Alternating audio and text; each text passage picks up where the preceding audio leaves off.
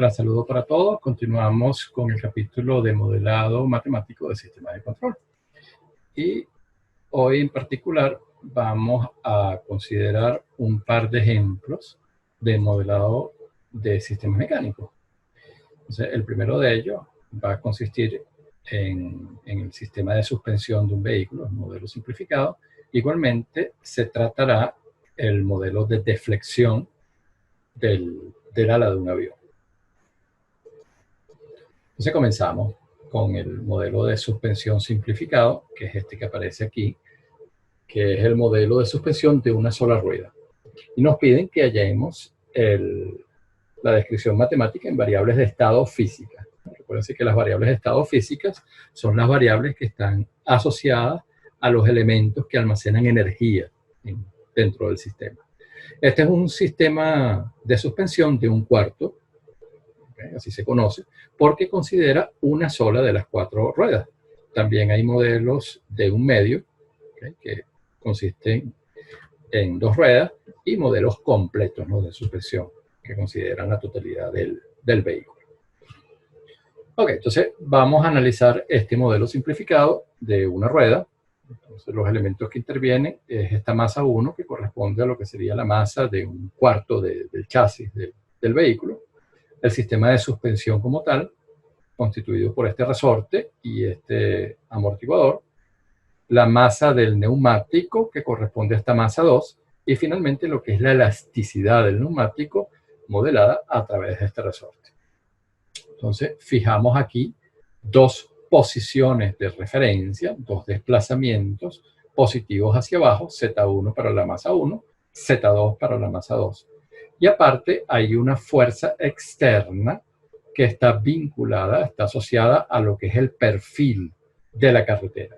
Entonces, dependiendo de las irregularidades que tiene la carretera, va a aparecer esta fuerza que va a colocar en movimiento al sistema de suspensión. Entonces, para estas variables y para estos elementos, para estos componentes, debemos hallar el modelo en variables de estado física.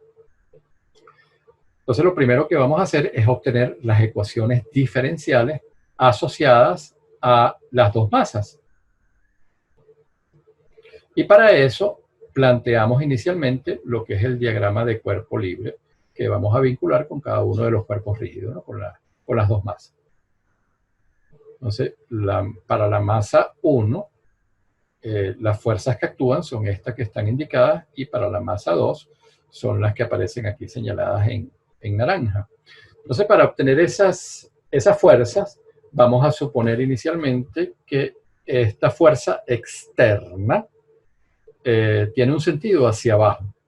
Entonces, como ella está hacia abajo, vamos a pensar inicialmente en la masa 1, este resorte y este amortiguador se están estirando, por lo que ellos van a reaccionar oponiéndose a esta fuerza que tiene sentido hacia abajo. Es por eso que tanto el resorte como el amortiguador tienen estos sentidos, ¿no?, estos sentidos de oposición. Están reaccionando hacia arriba. Y como los dos extremos están conectados con las dos masas, ellos se pueden mover libremente. Entonces tenemos aquí que la fuerza esta de reacción del resorte es proporcional a esta diferencia en las posiciones Z1 y Z2, y en el caso del amortiguador es proporcional a la diferencia de velocidades. Una vez que aplicamos la ley de Newton, la suma algebraica de las fuerzas que actúa sobre la masa 1 es igual a la masa 1 por la aceleración, obtenemos esta ecuación diferencial. Cuando repetimos para la masa 2, aquí aparecen fuerzas de reacción asociadas al resorte 1, al resorte 2 y al amortiguador. En el caso del resorte 1 y el amortiguador, que están conectados a la masa 1 y a la masa 2, tenemos diferencias aquí en cuanto a la posición y en cuanto a la velocidad. En el caso del resorte 2, tenemos que el extremo superior es el que está vinculado a la posición 2. Entonces aquí la fuerza de reacción, en el cálculo de ella solamente interviene esa posición. ¿Okay? Entonces de aquí, al aplicar la ley de Newton, obtenemos la ecuación diferencial, ¿okay?, que rige la dinámica de esta masa. Un comentario aquí con respecto a los sentidos de la fuerza. Okay, recuérdense, por ejemplo, en el caso del resorte, lo que uno diga aquí en cuanto a los sentidos de la fuerza, también se extiende para el caso del amortiguador. Entonces, en el caso del resorte, nosotros cuando explicamos este elemento, ¿okay?, mostramos la relación entre las posiciones en los extremos. Aquí esto x1 y esto aquí x2, y esta fuerza aquí también Fk, ¿no?, que es la fuerza del resorte. Entonces nosotros habíamos dicho que Fk era proporcional a través del coeficiente de elasticidad a lo que era la elongación o la compresión del resorte aquí, que corresponde a esta diferencia, ¿no?, de las posiciones en sus extremos. Entonces, esta fuerza, la que aparece aquí en la parte superior, tiene este sentido, y la fuerza que aparece en la parte inferior tiene este sentido, una hacia arriba y la otra hacia abajo. Entonces, la que está hacia arriba correspondería a esta, y la que está hacia abajo correspondería a esta. Lo único que aquí tenemos la diferencia 1 menos 2, pero aquí es al revés, ¿no? Por eso que cambia el sentido. ¿Okay? Entonces, recapitulando, lo que hemos hecho hasta ahora es del diagrama esquemático aquí del sistema de suspensión de un cuarto. Nosotros aislamos las dos masas y a cada una de ellas le hicimos el diagrama de cuerpo libre, donde aparecen las fuerzas que están actuando sobre estos elementos. Luego de aplicar la ley de Newton, obtenemos las dos ecuaciones diferenciales que están asociadas a estas dos masas. Y es a partir de estas ecuaciones diferenciales que nosotros vamos a obtener el modelo en variables de estado físicas. Pero aquí recordamos que las variables de estado físicas están asociadas a los elementos que almacenan energía. Y en el caso de este sistema mecánico, hay 4 elementos que almacenan energía. Las dos masas, que lo hacen en la variable velocidad, y los dos resortes, que lo hacen en la variable posición, en la variable desplazamiento. Es por eso que en definitiva hay 4 variables de estado, que son estas: velocidad 1, velocidad 2, desplazamiento 1 y desplazamiento 2.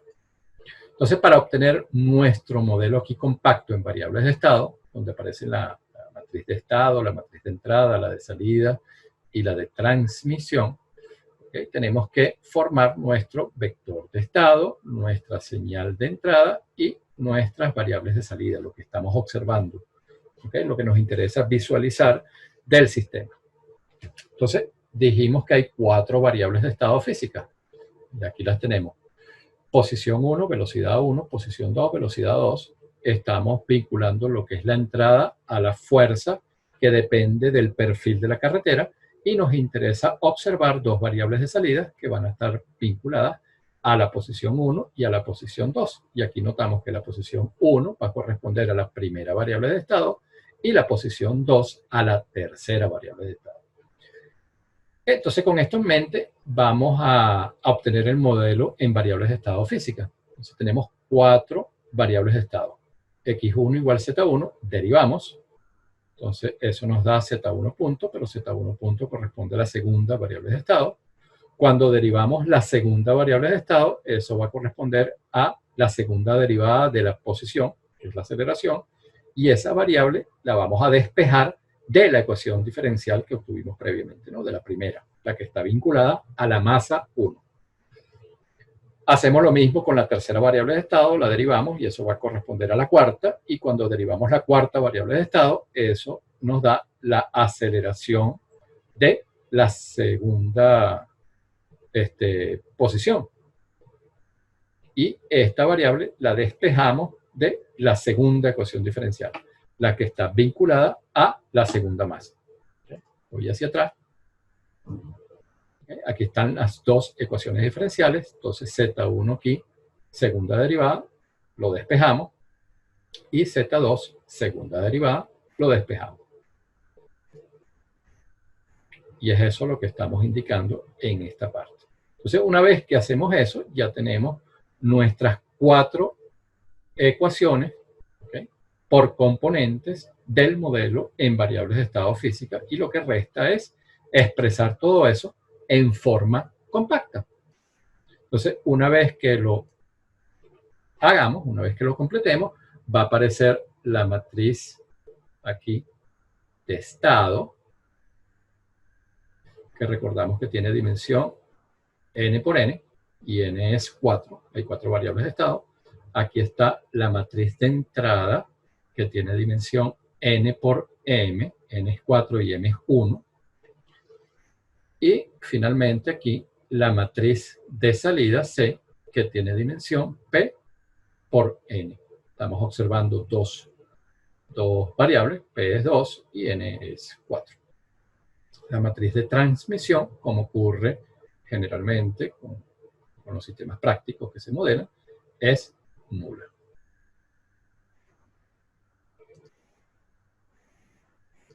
El segundo ejemplo consiste en el análisis del ala de un avión. Entonces, bueno, la falla estructural del ala de un avión, que está accionado por una turbina, es atribuida a una resonancia mecánica que es excitada por estas turbinas. En este ejemplo se va a estudiar la deflexión del ala debido a la fuerza de vibración de la turbina de propulsión. Y solo se considera la excitación sinusoidal del ala producida por la turbina. Aquí se ignoran otros fenómenos, ¿no?, como las fuerzas aerodinámicas y aceleradores. Entonces, el ala del avión puede representarse por un modelo mecánico simplificado, que es este, ¿no?, donde m es la masa del ala, y aquí el resorte corresponde a la elasticidad del ala. Aquí esta fuerza corresponde a la fuerza de vibración que ejerce la turbina sobre el ala, y estamos colocando aquí como variable dinámica para describir la deflexión esta variable y de t, que estamos suponiendo que tiene sentido positivo hacia arriba. Entonces, este es el modelo simplificado, un modelo mecánico del ala del avión, que recoge estas dos variables fundamentales, ¿no?, que es masa y elasticidad. Entonces aquí y de t, la deflexión, va a ser la salida, y u de t, la fuerza de vibración de la turbina, va a ser la entrada de este sistema mecánico.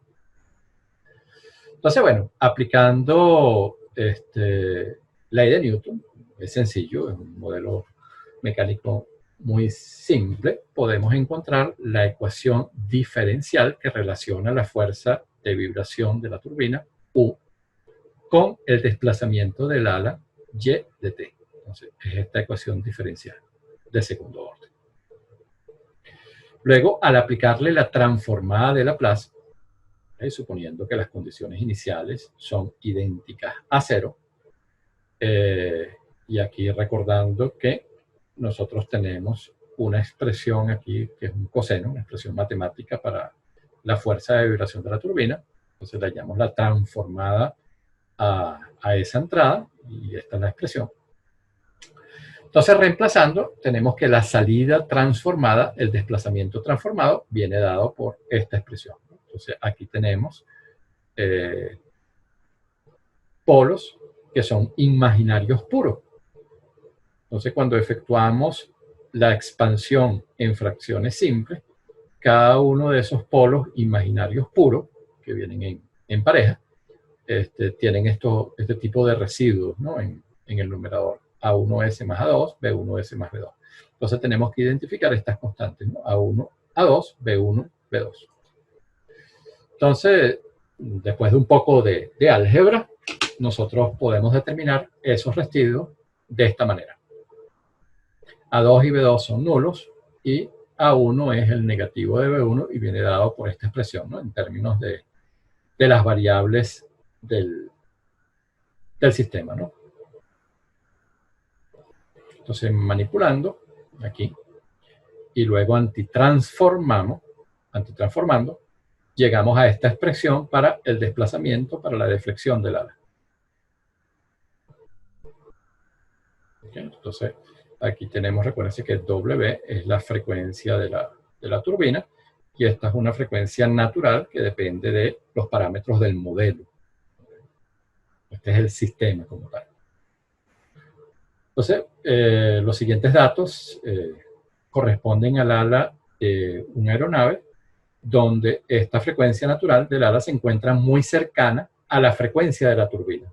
Y los datos son extraídos de esta referencia.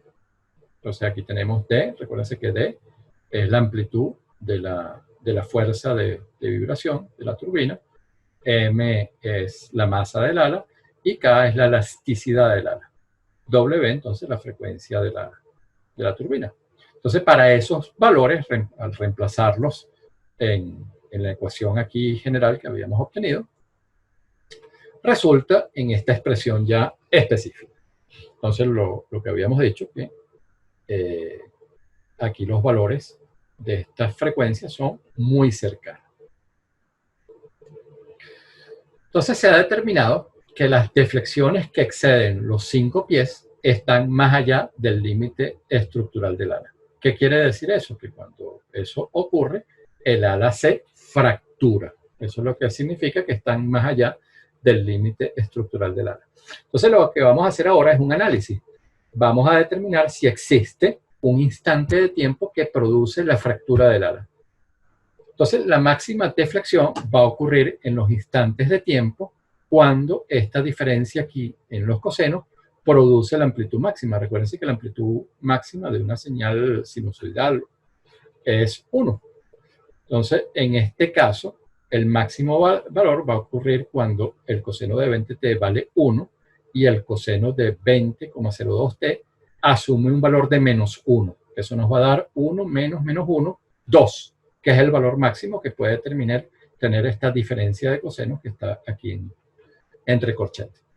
Entonces resolvemos estas ecuaciones trigonométricas. Vemos cuando el coseno de 20t es 1 y cuando el coseno de 20,02t es igual a menos 1. ¿Okay? Entonces, la primera ecuación corresponde a múltiplos enteros de 2pi, y la segunda cuando tenemos pi más k veces 2pi. ¿Okay? Entonces, esto es cuando tenemos valores como 0, 2pi, 4pi, 6pi, etc. Y esto es cuando tenemos valores como pi, 3pi, 5pi, 7pi, etc. Entonces, resolvemos esta ecuación. O sea, vemos, aquí despejamos t, aquí despejamos t e igualamos. Y eso nos da un valor de k, que es un número entero. O sea, que esto tiene solución. Entonces, cuando k es 500, eso corresponde a una variable temporal de aproximadamente, exactamente 50pi, que eso es aproximadamente 157 segundos, es cuando esta diferencia aquí de coseno alcanza el valor de 2. Eso da 2 por 3,75, que está más allá de los 5 pies, y definitivamente entonces el ala se fractura. Aquí tenemos una simulación donde apreciamos que en ese instante de tiempo de 157 segundos, efectivamente aquí la amplitud está alcanzando el valor de 7,5, que está más allá de 5 pies, por lo tanto el ala se está fracturando. Entonces hay soluciones para disminuir este desplazamiento que consisten en reforzar el ala para evitar estas deflexiones que van más allá de su límite estructural. Entonces, en definitiva, el ala se fracturó. Les agradezco su atención. Les deseo un excelente día.